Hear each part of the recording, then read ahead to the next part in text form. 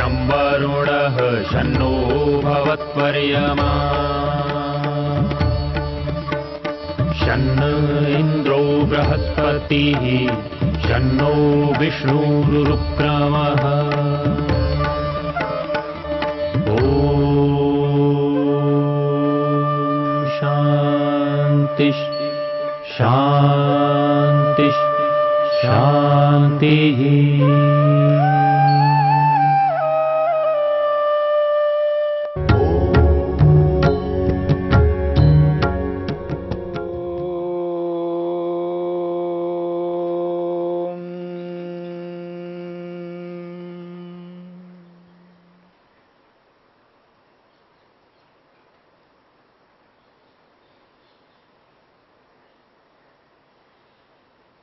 मन की विकल्प वृत्ति की चर्चा हो रही है।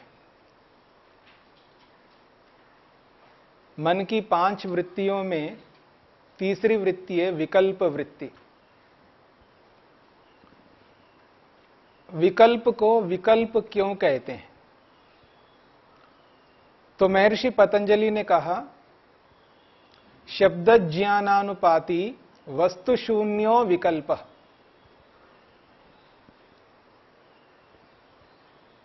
शब्द है, शब्द का उच्चारण हम करते हैं और उस शब्द का ज्ञान भी होता है व्यक्ति को, परंतु जिस शब्द का उच्चारण हम करते हैं उसका जो ज्ञान होता है वो ज्ञान किसी न किसी वस्तु से संबंधित होना चाहिए।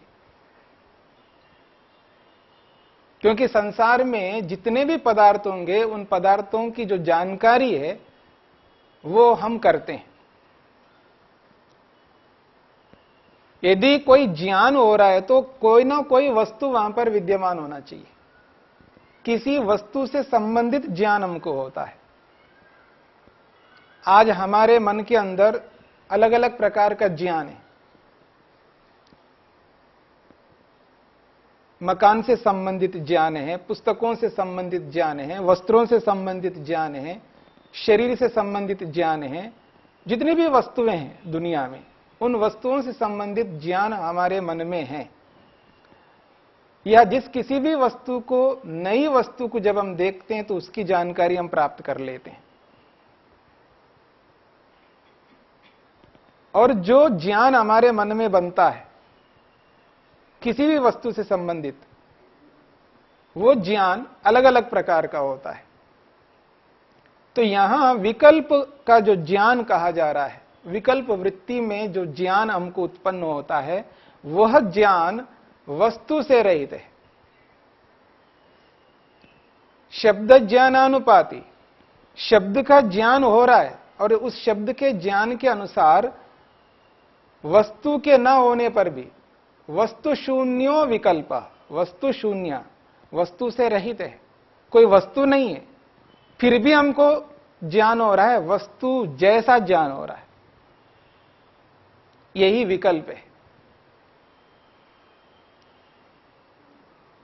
उष्णता, गर्मी, शीतलता, रस, गंध, भौतिक पदार्थों के अलग अलग जो गुणों के रूप में हम बोलते हैं, तो वो जो शीतलता है, वो जो उष्णता है, वो जो स्पर्श है, ये अग्नि की उष्णता है, अग्नि की गर्मी है। पर अग्नि अलग और गर्मी अलग है नहीं। गर्मी ही अग्नि है और अग्नि ही गर्मी है, लेकिन हम दोनों को अलग कर रहे हैं। यानी अग्नि को अलग करके 2 विभाग बना दिया और एक को हमने अग्नि नाम दिया और एक को उष्णता या गर्मी या गरम, जो भी आप कह सकते हैं, वो नाम दिया। जब गरम सुनते ही, उष्णता सुनते ही, गर्मी सुनते ही ऐसा हमारे मन में ज्ञान होता है गर्मी नाम की कोई चीज है, कोई वस्तु है, कोई पदार्थ है। पर ऐसा कोई वस्तु, ऐसी कोई पदार्थ, ऐसा कोई पदार्थ है ही नहीं है, ऐसी कोई वस्तु ही नहीं है जो गर्मी नाम की कोई चीज हो। पर मन में जो विचार बनता है, जो वृत्ति बनती है, वो ऐसी ही वृत्ति बनती है गर्मी नाम की कोई चीज है। यही विकल्प है, इसका नाम दिया है विकल्प वृत्ति। वस्तु शून्य, वस्तु के रहित होने पर भी, और हमको वस्तु जैसा ज्ञान हो रहा है, यही विकल्प वृत्ति है।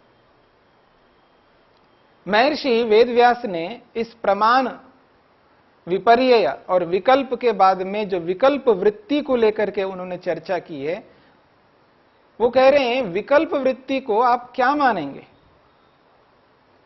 प्रमाण मानेंगे या नहीं मानेंगे? विकल्प वृत्ति को प्रमाण मानना चाहिए नहीं मानना चाहिए, एक प्रश्न उपस्थित किया है। अथवा इस विकल्प को विपर्यय मानना चाहिए, मिथ्या ज्ञान मानना चाहिए या नहीं मानना चाहिए? क्या मानना चाहिए इसको, किस में लेंगे इसको, प्रमाण में या विपर्यय में? तो कहते हैं स न प्रमाण उपारोही। ये जो विकल्प वृत्ति है,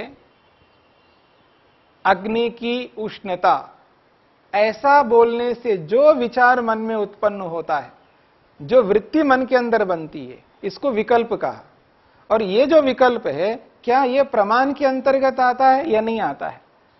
तो महर्षि वेदव्यास कहते हैं न प्रमाण उपारोही। उपारोही का अर्थ है अंतर्भावी, प्रमाण के अंतर्गत नहीं आ सकता।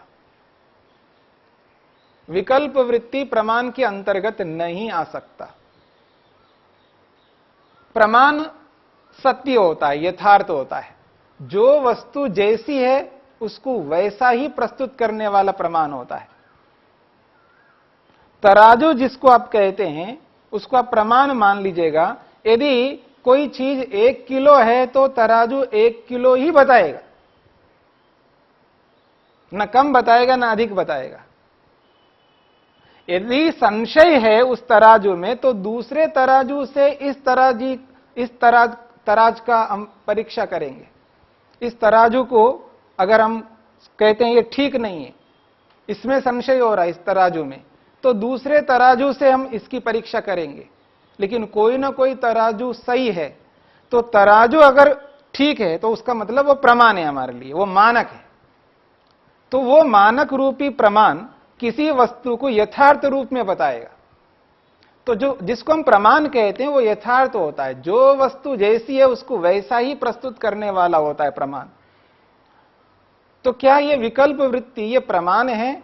तो महर्षि वेदव्यास कहते हैं नहीं, ये प्रमाण नहीं हो सकता। क्यों नहीं हो सकता? क्योंकि प्रमाण के अंतर्गत ही नहीं आ सकता। जो वस्तु जैसी है वैसा तो नहीं बता रहा ये विकल्प वृत्ति, क्योंकि उष्णता कोई अलग चीज है ही नहीं है। उष्णता को ही अग्नि कहेंगे, अग्नि को ही उष्णता कहेंगे, तो दो अलग कैसे हो गई यहां पर? एक ही तो वस्तु है, एक ही वस्तु है अग्नि। चाहे उसको अग्नि कहो, उष्णता कहो, उसको आप अग्नि कहो, गर्मी कहो, एक ही बात है, अलग अलग नहीं हो सकता। फिर भी आप अलग कर रहे हैं, इसका मतलब ये यथार्थ नहीं है।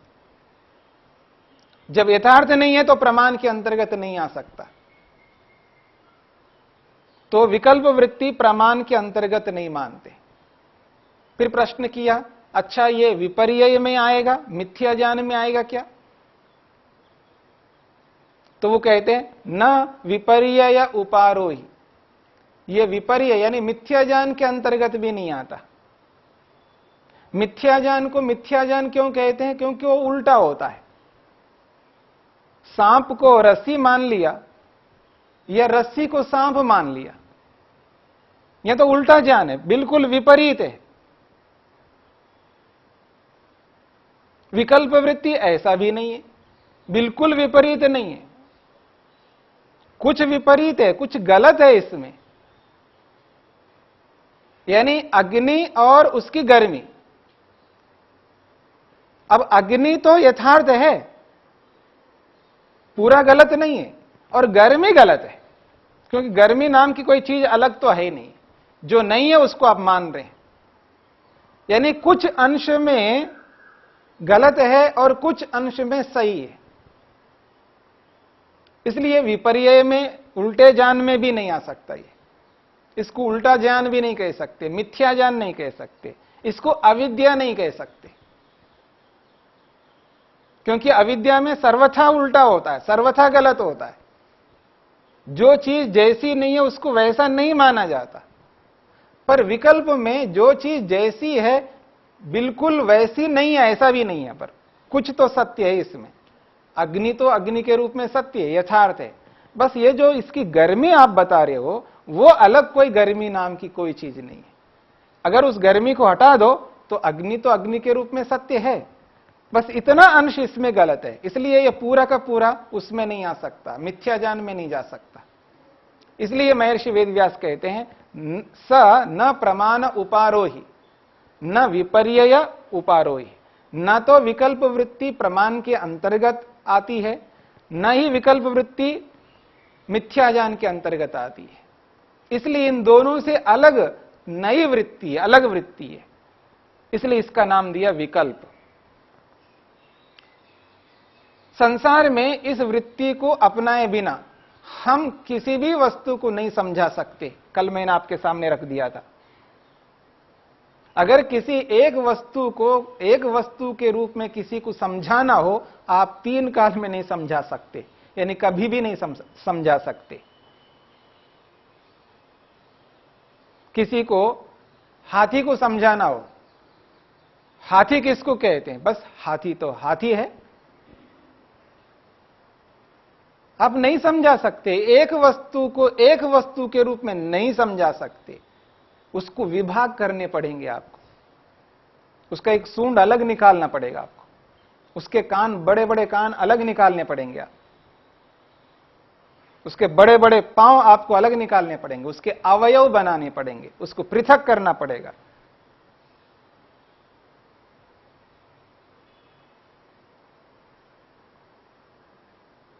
ईश्वर को ईश्वर के रूप में नहीं समझा सकते, ईश्वर तो ईश्वर होता है, पर हम समझाते हैं। ईश्वर का आनंद मिलता है, आनंद को अलग कर देते ईश्वर से, ईश्वर की दया को अलग कर देते हम, ईश्वर की करुणा को अलग कर देते हैं, ईश्वर की शक्ति को अलग कर देते हैं। न जाने कितने गुणों को बताते हम ईश्वर में, और शास्त्र तो कहते हैं अनंत गुण है ईश्वर में, यानी ईश्वर के अनंत विभाग करते हैं हम, अनंत विभाग। और एक वस्तु को इतने विभाग करके बता रहे हैं, एक तो एक ही है तो उसके विभाग हो नहीं सकते। पर इस विकल्प वृत्ति के इस सहारे से, इस कल्पना के सहारे से हम ईश्वर को समझा सकते हैं, आत्मा को समझा सकते हैं, अग्नि को समझा सकते हैं, किसी भी वस्तु को समझा सकते हैं। एक वस्तु को 2 बना करके समझाना पड़ेगा, उसके बिना हम किसी भी वस्तु को नहीं समझा सकते, इसलिए इसकी कल्पना की गई है और इस कल्पना को विकल्प नाम दिया है। और इस कल्पना के सहारे से पूरा संसार चल रहा है।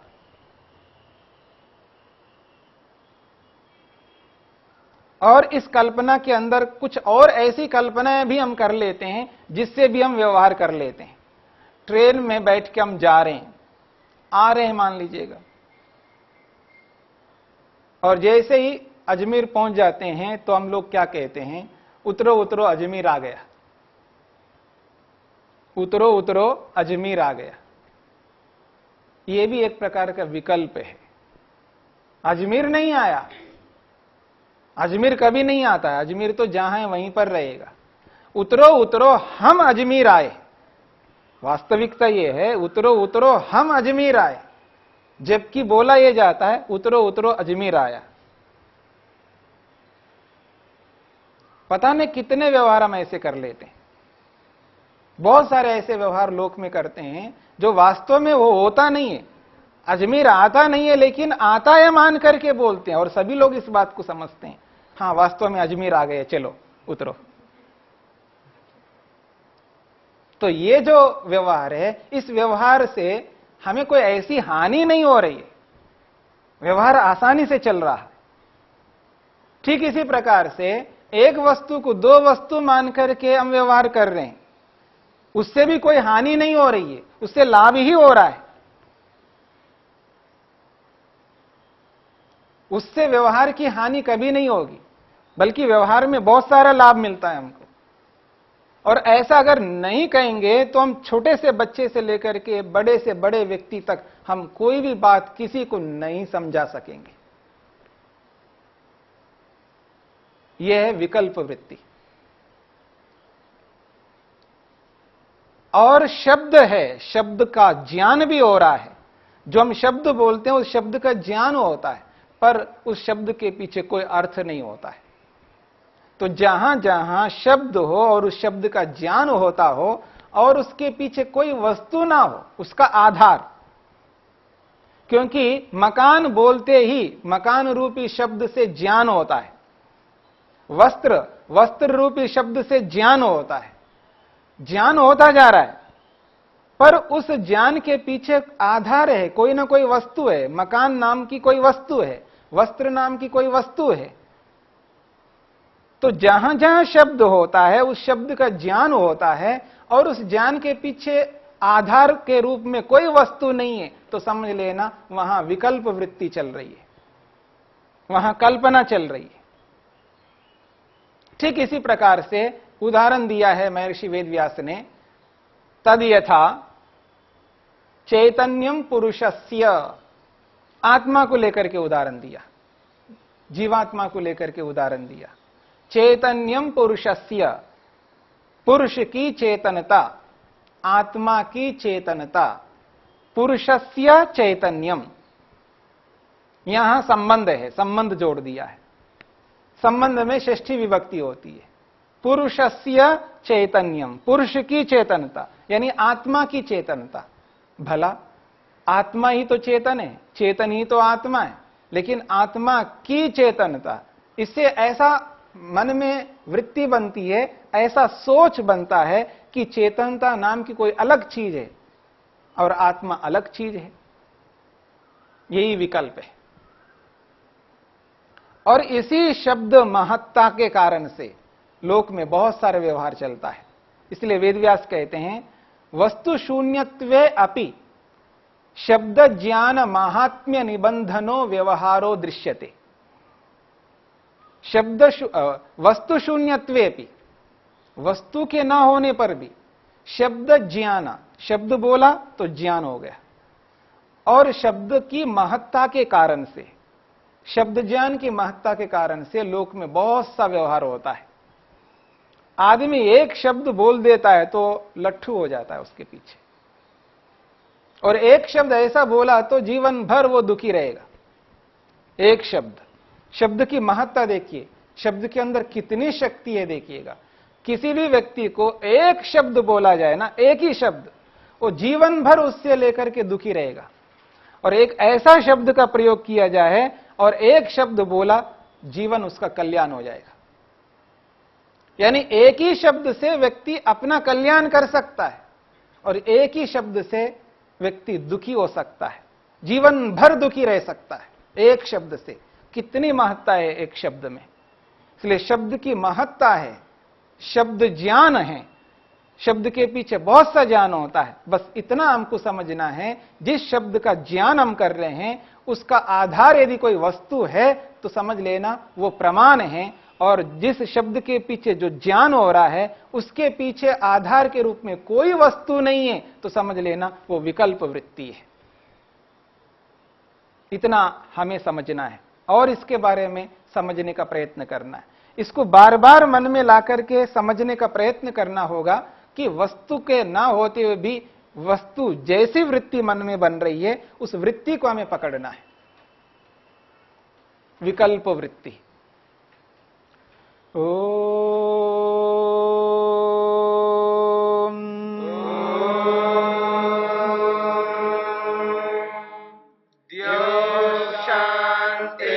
शांतिरंतरिक्षं शांतिर्पृथिवी शांतिरापः शांतिरोषधयः शांतिः वनस्पतयः शांतिर्विश्वे देवा शांतिर्ब्रह्म शांति सर्वं